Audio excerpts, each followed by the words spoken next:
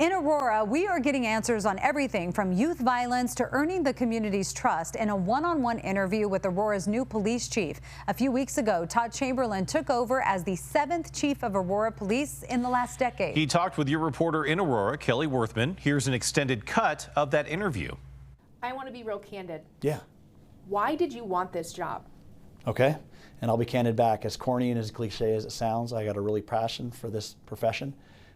I really do believe in it. I think that it's an honorable profession. I think that has without question been villainized over the past 3 or 4 years. And I think that the officers that are here performing this job, I don't know if they really get the credit that they deserve and the support that they need. And I felt that I had 35 years of experience and I still have a desire, not just to lead, but a desire to serve. And I look at this community and I see the complexities of this community. And I see a lot of the attributes that I have honed over my tenure that I can bring here to make life better for a lot of people, both internally and externally. I want the community to get to know me. Again, they don't know me from Adam, and in a large part, I don't know them, so I think that's really a positive thing because I think it kind of brings an open book. And as far as the selection process, again, each city does it their own way. When I look at the community involvement or the community buy-in, I look at the council members. This was a very extensive process. And I think some people might not have that idea, but this was not an overnight thing where you get a call and you're hired. It was very extensive. There was a lot of backgrounds, there was a lot of discussions, there was a lot of contact with council members. And again, when you look at those council members, who do they represent? Who were they hired by? They were hired by the communities in and where they live, the wards that they have control over. So again, for me, that was really an important part. And I think the biggest part is to try to break down the ideas that people might have about me, people who don't know me. And so I really ask for their faith to let me really demonstrate who I am and what I can bring into this community. There's a lack of trust, it seems, between the community and this department and who leads it. How do you see that changing with you being in this role? Well, again, I'm a realistic optimist, so I don't know what has occurred in the past. I think that's important to understand, but I think what's more important is what's in the future. And I think that this is an opportunity to kind of change that note about what has been the perception or what's been the idea. And I am the individual that's here. I take accountability for this department.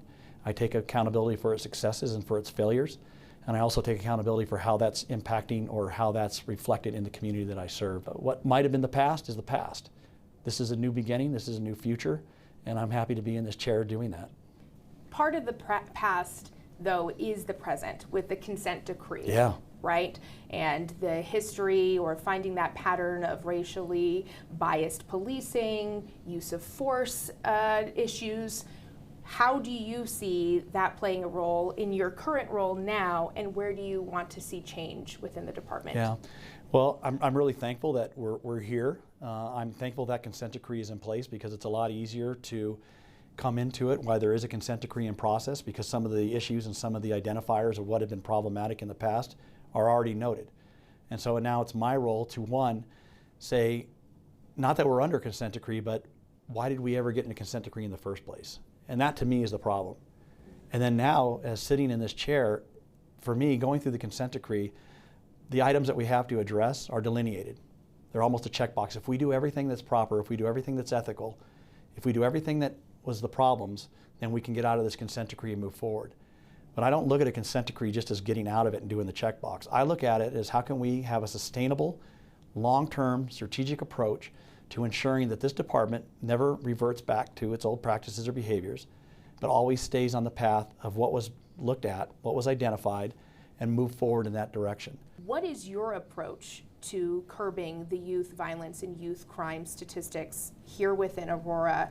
And does your experience within a police agency within the LA school district, how do you use perhaps the skills and experience there to help with that? And again, I think that's a great fit and it's a great question, because the first thing I'm going to do is look strategically at what are those issues. And I don't want to do anecdotal facts. I want to have statistics that show evidence-based approaches to where are our crimes, who's committing those crimes, who's being victimized, what are their ages, specifically in regards to youth. And I want to have that identified. And I want to see specifically where can we do intervention and prevention to stop that, whether it's in the school environment. Again, when you look at the school environment, that's just as complex as the environment out on the streets. Everything that you see in the streets mental health issues, substance abuse, homelessness. That's also in the school environment. And that's what those children are dealing with.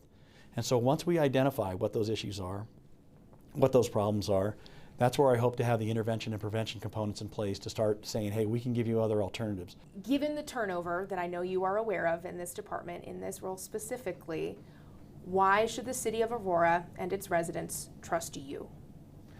Well, for one, I hope they trust whoever's in this chair for however long they're in this chair, because I think the majority of people that come to this position, it's a heavy yoke of responsibility. And so whether it's somebody that's here for a year or somebody here's for 10 years, again, I hope the city trusts what they're doing is for the best interest. For me personally, that's what I am committed to, is the best interest of this agency, so that in turn they will have the best interest of the community that they serve. Because I can come up with all these grandiose ideas about community policing and all this great stuff, and I can write all these policies and all these procedures that I think are fantastic related to community policing. But if that officer at 2 o'clock in the morning doesn't buy into those, doesn't believe in those, or hasn't even been exposed to those, then I've failed. And so that's what I'm asking for, is the trust to give me the time to instill what our role is, what an opportunity we have every day to impact somebody's life, and not only from this chair, but from the officers that are out there every single day. How long should we anticipate you being in that chair and being in this position? As long as I can mentally and physically keep going. That was your reporter in Aurora, Kelly Worthman, talking with Aurora's new police chief. If you have a story idea in Aurora, you can give her a call or shoot her an email through cbscolorado.com.